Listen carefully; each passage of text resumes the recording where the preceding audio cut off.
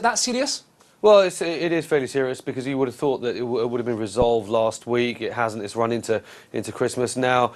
US politicians have only got the couple of days between Christmas and the New Year's to get this resolved, and it's highly unlikely that they will. So come January the first week of January, when the markets start trading again, it's likely that equity markets could, if the situation isn't resolved, equity markets could start pricing in the negative aspects of this whole episode, and that is the US economy potentially going into recession at some point in the first or second quarter.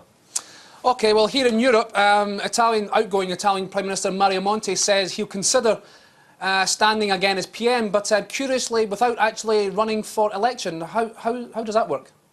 Well, it's a difficult position. I mean, Mario Monti's in, and the Italian economy as a whole at the moment. But yeah, well, we have to wait and see how the situation plays out. Obviously, he's got Silvio Berlusconi in the background as well, hot on his heels, looking to come back into the picture. And yeah, until the situation is resolved, the Spanish, or rather, the Italian economy remains on something of a knife edge.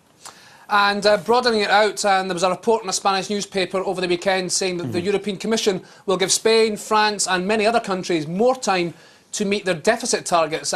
Is this backsliding, or is this actually a good thing? Well, I don't think it's a good thing. It's again putting a sticking plaster on the situation. It's allowing a lot more leeway. But you know, at the end of the day, a country like Spain, for instance, has exceedingly high levels of unemployment. It has, up until recently, very high levels of 10-year bond yields. That seems to come back down again. But the economic situation in a country like Spain and France, to a certain extent, is not great at the moment. And the longer you delay things, the further you push the problem out. And at some point, that problem does have to be addressed.